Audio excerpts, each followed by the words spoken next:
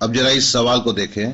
यदि x रुपए पर a प्रतिशत की दर से, मतलब रेट ऑफ इंटरेस्ट क्या है, a% है, m वर्ष के लिए, मतलब टाइम पीरियड क्या है, m ईयर्स, सिंपल इंटरेस्ट उतना ही है जितना y रुपए पर a² % की दर से, मतलब रेट ऑफ इंटरेस्ट a² % है, तथा वर्ष कितना है, टाइम पीरियड कितना है, m² ईयर्स है, तो x/y क्या होगा।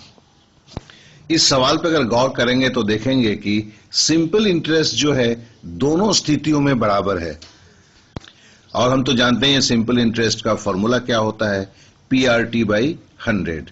तो देखिए पहले लिखते हैं P के जगह x फर्स्ट केस में, इनटू R के जगह m बोला हुआ है, और सॉरी R के जगह A बोला हुआ है और T के जगह m बोला हुआ है, तो XMA/100 बराबर क्या हुआ। फिर बोलता है ये बराबर होता है मूलधन y, मतलब प्रिंसिपल अमाउंट y के, तो y into m² into a², जो इसके time period and rate of interest है। ये दोनों बराबर हो गए, तो x/y क्या होगा, ma²/a²/ma is equal to ma/1 is equal to am/1, जो आपके ऑप्शन 2 में दिया हुआ है।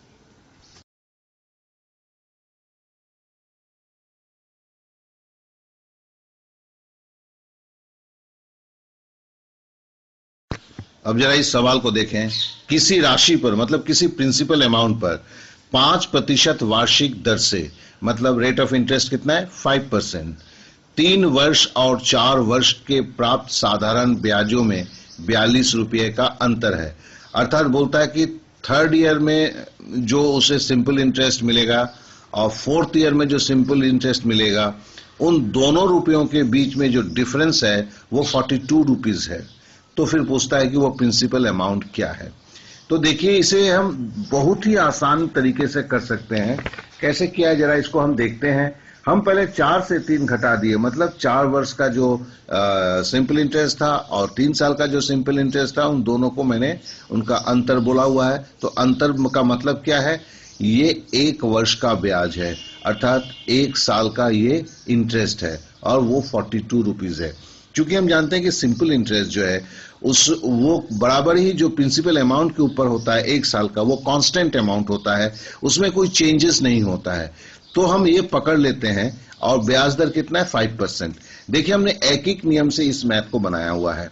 वो क्या किया है, हमने बोला हुआ है 5 रुपया ब्याज है जब आपका मूलधन है 100 रुपया, प्रिंसिपल अमाउंट 5 रुपया ब्याज है, तो 1 रुपया ब्याज होगा, कब होगा, 100/5, और क्या है, कितना रुपया, 42 रुपया है, तो क्या होगा 100/5 इंटू 42 बराबर क्या हुआ, 840 रुपया। तो इसे हम इस तरीके से बड़े प्यार से कर सकते हैं।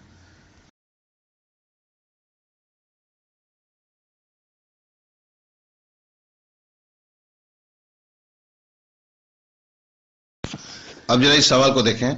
1750 रुपए की एक राशि को 2 भाग में इस प्रकार विभाजित किया है, मतलब 2 पार्ट में स्प्लिट किया गया है कि पहले भाग पर रेट ऑफ इंटरेस्ट 8% के दर से साधारण ब्याज, जो साधारण ब्याज मिलेगा, वो दूसरे भाग पर 6% के दर से रेट ऑफ इंटरेस्ट से साधारण ब्याज के बराबर होगा। तब प्रत्येक भाग पर ब्याज है वो निकालना होगा। तो फिर देखिए हम, जो कि बोलता है कि 1750 रुपए का 2 पार्ट में स्प्लिट करना है, विभक्त करना है, तो हम पकड़ लेते हैं कि एक भाग जो है x रुपया है, और तो दूसरा भाग क्या होगा, 1750 माइनस x। अब बोलता है दोनों भाग का सिंपल इंटरेस्ट बराबर है प्रत्येक साल का। तो फिर हम पहला भाग क्या है, x है, तो x इंटू उसमें क्या है, रेट ऑफ इंटरेस्ट 8%, तो x इंटू 8/100 बराबर क्या किसका होगा, सेकेंड पार्ट का 6% रेट ऑफ इंटरेस्ट से, अर्थात 1750 माइनस x इंटू x/100। तो ये हमारा इक्वेशन सच गया। तो अब हम x को एक जगह लेते हैं, तो 8x plus 6x is equal to होता है 1750 इंटू 6। या 14x बराबर होता है 1750 इंटू 6 और x बराबर ऐसे निकलता है 750 रुपीज। अब बोलता है कि देखिए बोला था दो पार्ट में दोनों का रेट ऑफ इंटरेस्ट बराबर है, ये दोनों का सिंपल इंटरेस्ट बड़ा है, रेट ऑफ इंटरेस्ट डिफरेंट है।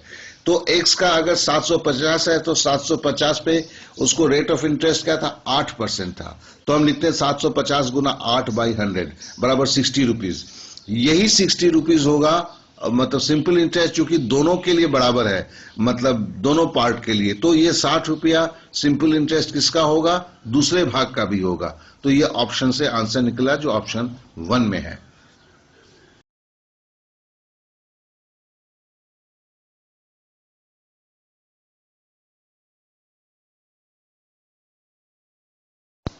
अब जरा इस सवाल को देखें, दो भिन्न बैंकों से 500 रुपए के 2 वर्ष में प्राप्त होने वाले ब्याजों का अंतर जो है वो केवल 2 रुपया 50 पैसा है, तो उनकी ब्याज की वार्षिक दरों में अंतर क्या होगा। तो बोलता है उनके रेट ऑफ इंटरेस्ट का डिफरेंस कितना है।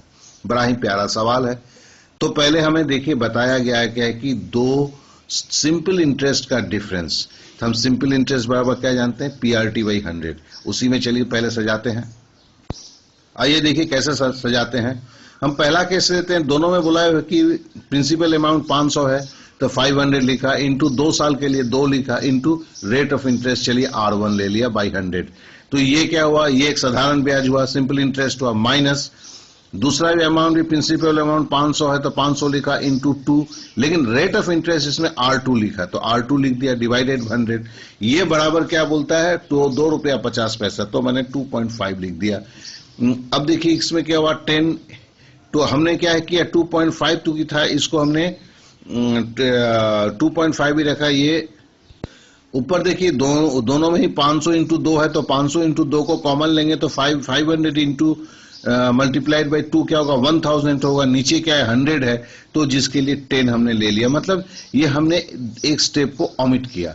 तो 10 इंटू R1 माइनस R2 बराबर क्या होगा 2.5, तो R1 माइनस R2 बराबर क्या होगा 2.5/10 बराबर 0.25%। तो यही निकल गया कि दोनों के रेट ऑफ इंटरेस्ट में जो डिफरेंस है दैट इज होगा 0.25%।